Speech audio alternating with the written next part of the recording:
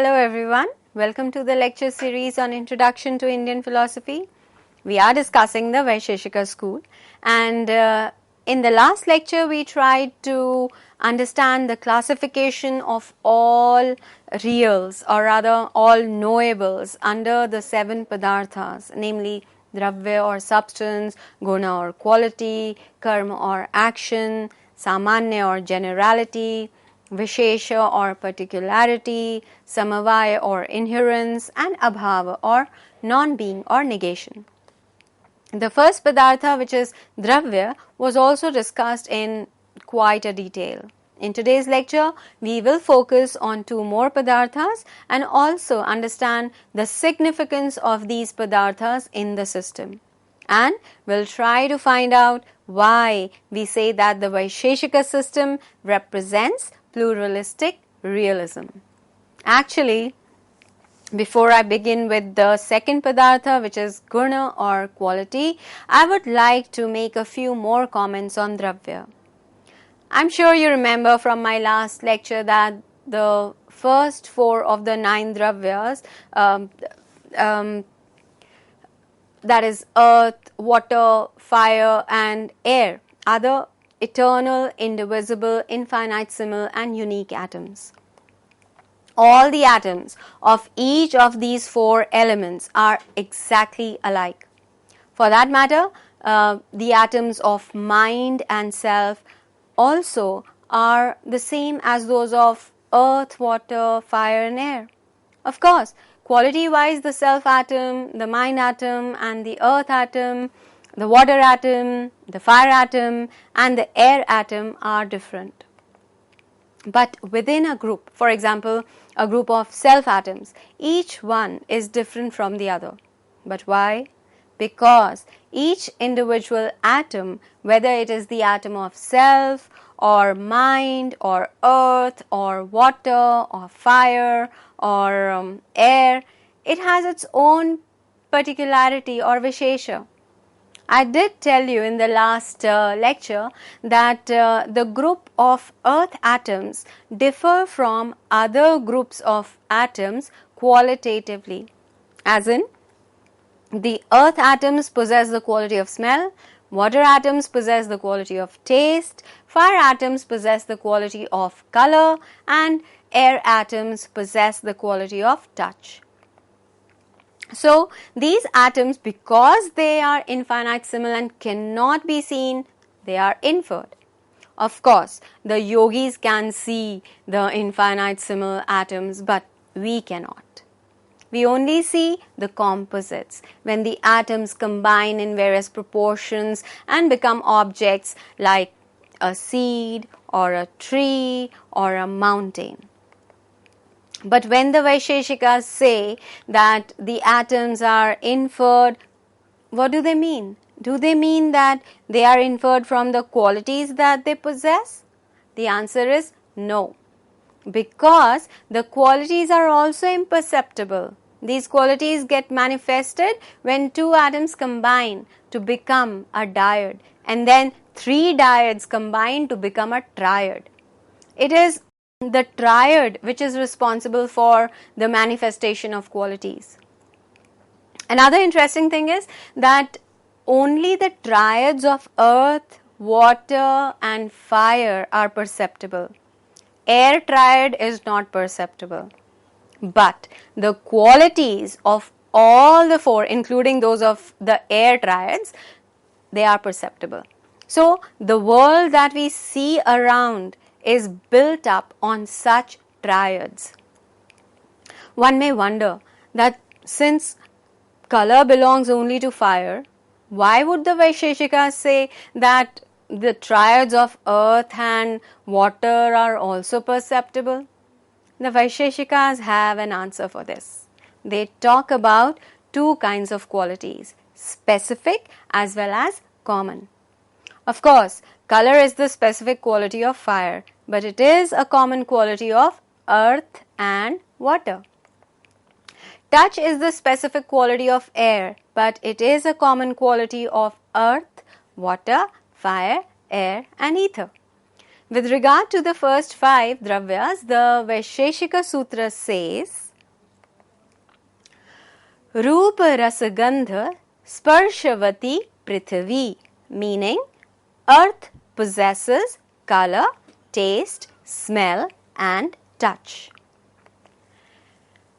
Then, with regard to water, the Vaiśeṣika Sutra says, Roop Ras Sparshavatya Apo Dravaha Snigdhaha, meaning waters possess color, taste and touch and fluidity.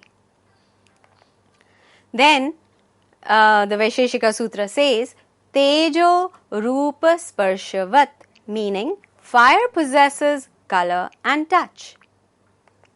Then, Sparshavan Vayu, meaning air possesses touch. Then, Ta Akashe Na Vidyante, meaning these qualities are not in ether. Though ether cannot be perceived, but it is a medium through which sound travels and reaches the senses. So, it is an important dravya. We must remember that the specific qualities are possessed only by earth, water, fire, air and ether. And along with these five, by Atman or the self also. Time, space and mind do not possess any specific qualities. Okay, so we have discussed the specific qualities of earth, water, fire, air and ether. What about the specific quality of Atman? What is it? The Vaiseshikas say that the specific qualities of the self are pain, pleasure, desire, hate, cognition, effort, samskara and dharma. The Vaiseshikas add a twist in their theory by maintaining that the specific qualities of earth, water, fire and air are pervasive in their substrates, meaning smell is found wherever earth is found, taste is found wherever water is found, color is found wherever fire is found, touch is found wherever air is found. But this is not the case with ether and the self. They are non-pervasive, meaning sound may be found in one part of ether but not in the other, despite ether being all-pervasive. Likewise, cognition may be found in one part of the self but not in the other, despite self being all-pervasive.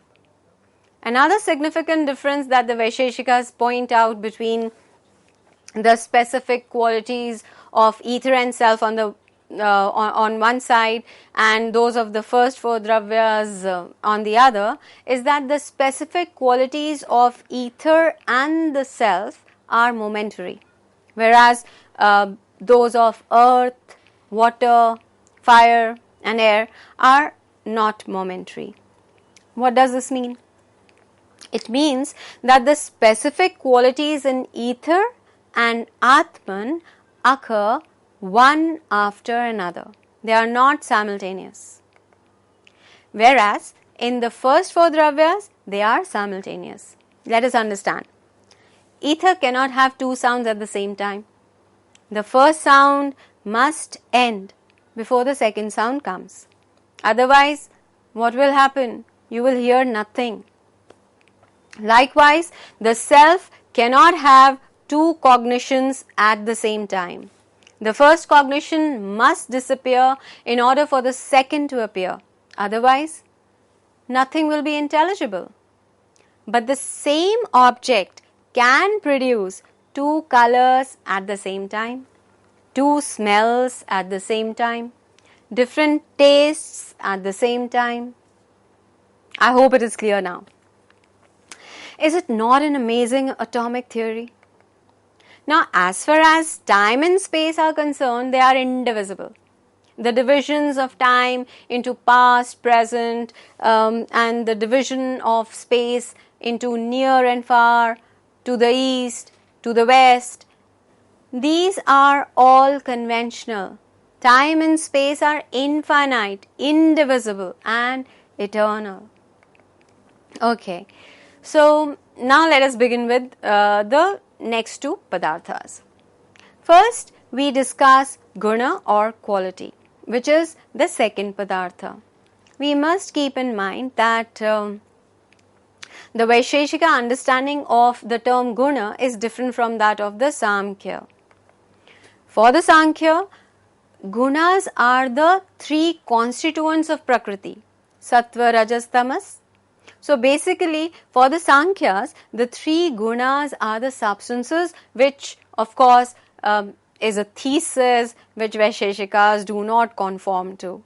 So regarding the gunas, sage Karnada in the Vaiśeṣika Sutra says, Dravya ashrayi agunavan samyoga vibhageshu akaranam anapekshah iti guna lakshanam. Meaning, guna is that which inheres in a substance which does not possess quality, which is not an independent cause of conjunction and disjunction. From this we realize that guna cannot exist independently by itself. It possesses no other quality, not even an action. Rather, it inheres in a dravya and depends on it for its existence. You see, dravya and guna are ontologically different, yet the two are inseparable. The red color of a flower lies in the flower, but the existence of that flower lies in its constituent parts, which obviously are not all red in color. So, dravya and guna are distinct. Also, as I mentioned earlier, that the quality gets manifested only at a later stage when the three dyads combine to become a triad. In the first moment of its arising, the object is qualityless. So, a guna is not a dravya, although it is always found in some dravya. It is to be distinguished from karma also, because guna is static. It does not move from one place to another, whereas karma is dynamic. It changes. But again, karma also inheres in dravya.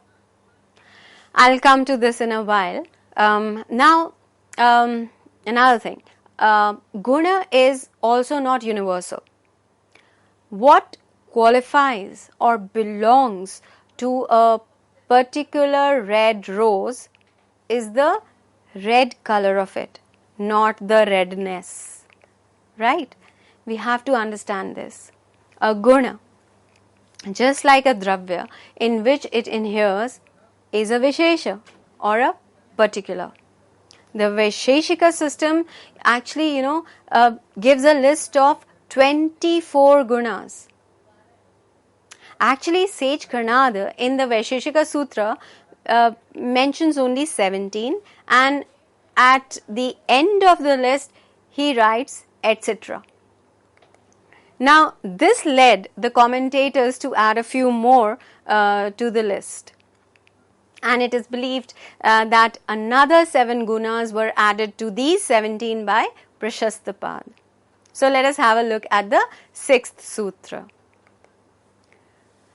Rupa ras gandh sparshaha sankhyaha parimanani prithak-tvam samyoga vibhagau paratva paratve buddhayah sukha dukhe ichha dveshau prayatnascha gunaha, which may be translated as qualities are color, taste, smell and touch, numbers, magnitude, separateness, conjunction and disjunction, nearness and remoteness, understandings, pleasure and pain, desire and aversion, and effort.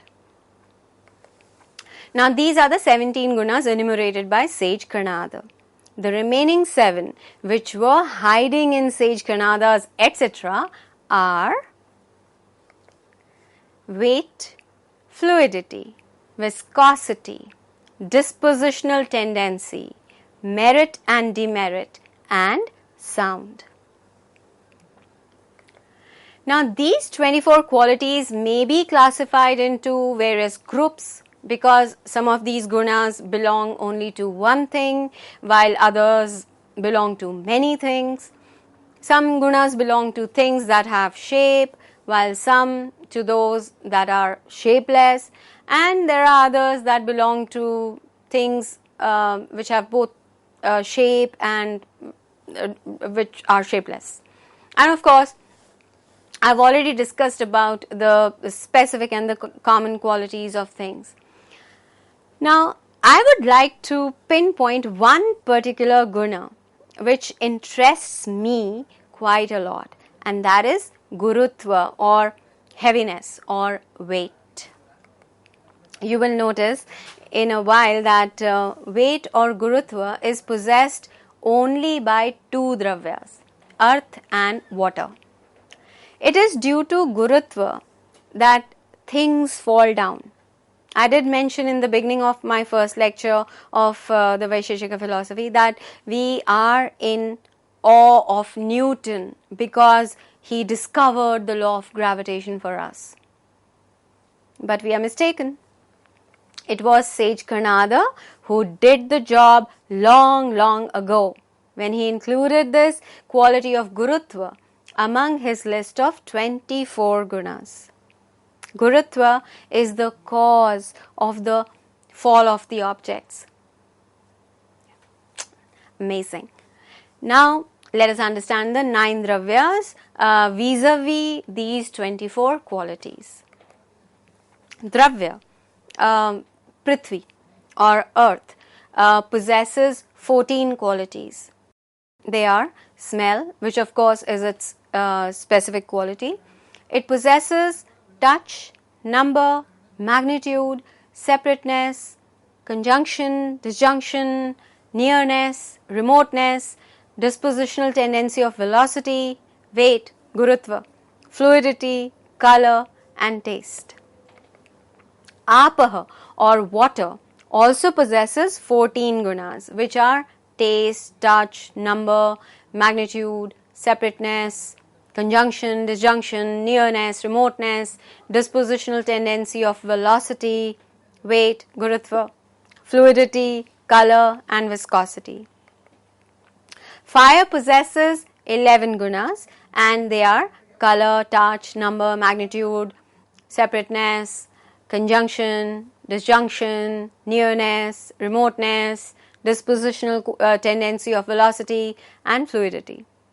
Air possesses 9 gunas. They are touch, number, magnitude, separateness, conjunction, disjunction, nearness, remoteness, and the dispositional tendency of velocity. Ether possesses 6.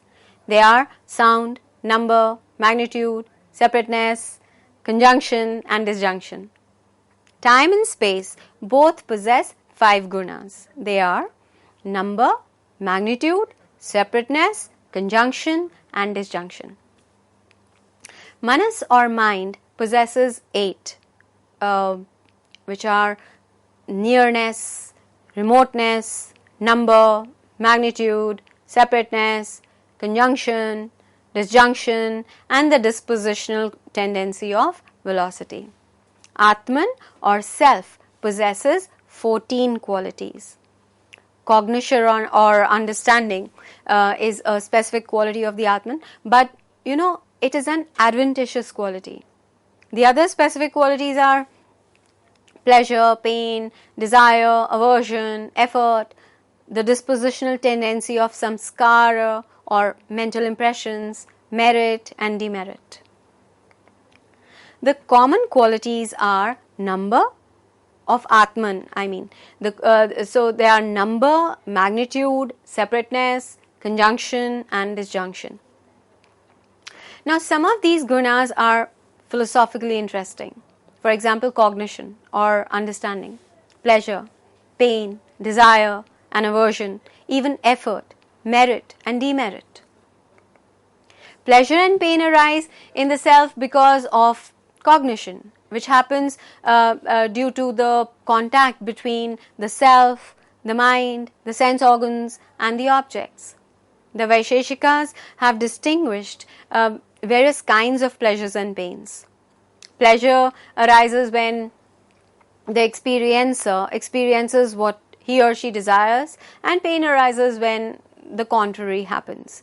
Pleasures and pains are also caused by memory or past experiences, and even by imagination or future experiences. Merit and demerit are to be understood as virtues and vices accumulated by the self. Undoubtedly, these two gunas, merit, demerit, they hold great importance in the Vaiśeṣika system. Remember the first sutra of the Vaiśeṣika Sutra? Athato dharmam vyakhyāsyāmah. Meaning, now, therefore, we shall explain dharma. All the entities are explained with the purpose of leading to dharma. And the second sutra, yato abhyudaya nishrayasa siddhihi sa dharmaha, meaning dharma is that from which results material welfare and spiritual well-being. So, the Vaiśeṣika purpose is twofold. It is this worldly, which brings material prosperity, as well as of the next that pertains to the spiritual. That is why merit and demerit or dharma is the specific quality of the self and is brought about by the performance of actions which are recommended by the Shastras. I will now move on to the next padartha, which is karma or action. Like guna, karma inheres in dravya and cannot exist apart from it. But unlike guna, it is transient and not static. It is due to karma that a thing moves from one place to another. Regarding karma, the Vaiśeṣika Sutra says, Utkshepana, Avakshepanam, Akunchanam, Prasaranam, Gamanamiti Karmani. Meaning, throwing upwards, throwing downwards, contraction, expansion and motion are actions. So these are the 5 kinds of actions. Karma belongs to objects that are finite and it gives rise to conjunction and disjunction. Some actions can be perceived while others remain unperceivable. The unperceivable actions include the workings of the mind. The actions of dravyas which are perceptible, namely earth, water and fire, can be known by sight and touch. One important point to note is that karma in the Vaiśeṣika context does not include the voluntary actions performed by us. So, if I move my hand to pluck a flower, it is not karma. Why? Because this act was based on my desire to pluck the flower. So, it is to be considered as a case of desire or effort, and both of these come in the list of 24 gunas.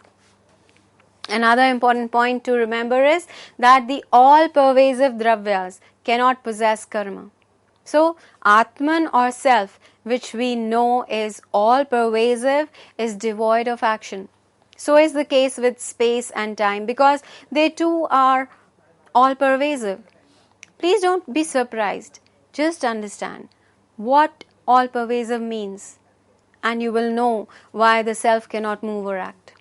The Vaiśeṣika Sutra tells us how the 3 padarthas, dravya, guna and karma, resemble. All 3 are existent and they are capable of being annihilated. Of course, the atoms are eternal and cannot be annihilated. The composites, however, can and they do get annihilated.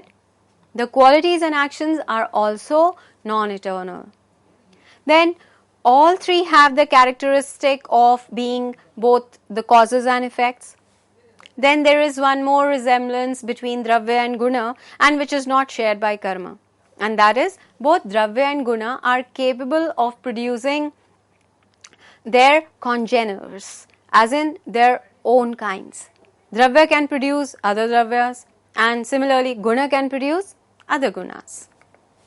Did you notice, while discussing these Padarthas, we have almost defined the essentials or foundations of the world? But that is not all. The Vaiśeṣikas have more to contribute so that we can understand the complete ontological structure of the world.